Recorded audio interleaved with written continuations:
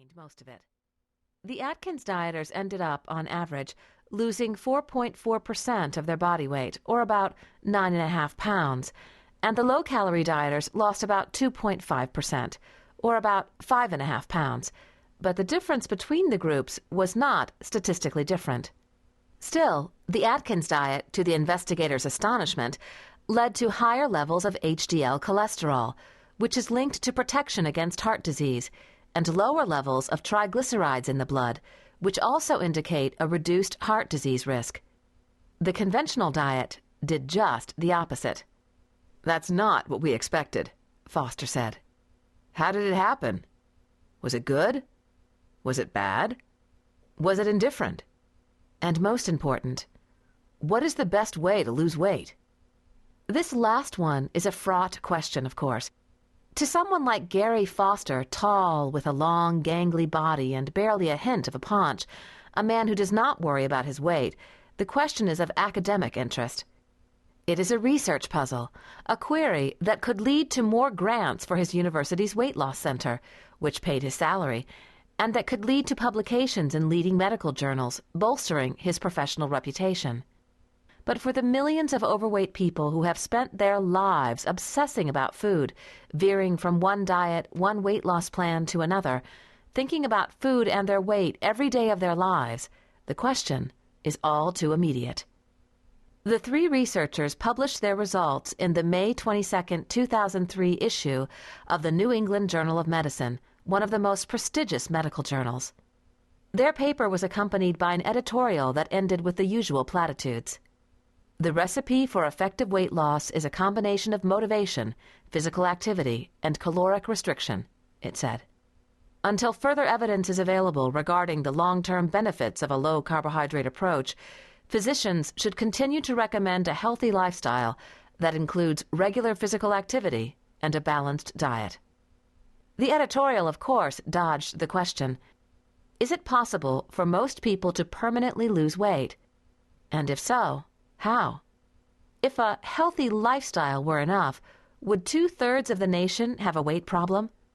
Would the nation be gripped by what is often called an obesity epidemic, as evidenced by the grim statistics of a growing national girth? The percentage of people who are overweight or obese was a whopping 47% in the period from 1976 to 1980, but now it is an even more whopping 64%. The overweight say it is not that they don't try to be thin. All they do is try, many say, but nothing seems to help.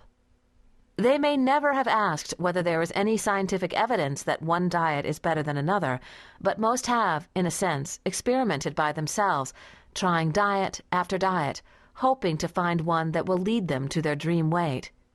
They long for the weight that would let them buy clothes in the size they think is really them, or that would give them the sort of confidence in their weight loss that would let them enjoy an ice cream cone without the dread that just a taste of a forbidden treat will set off an out-of-control eating binge, or that would allow them to eat Thanksgiving dinner without the dismal conviction that they will pay for every bite with extra pounds. They are like Linda Lee, a New York Times writer who tried the Atkins diet. It worked, but then she backslid. "I just had to have a piece of bread, a slice of pizza, a muffin, and the weight came back." She went on the punishing Ornish no-fat diet, but after losing weight, she gained it back again. She bought prepared meals that were made according to the Zone diet. She went to Weight Watchers. She even tried self-hypnosis to no avail. The next plan? "I am going back on the Atkins diet." The knotty problem was described in a report on obesity treatments by the National Academy of Sciences.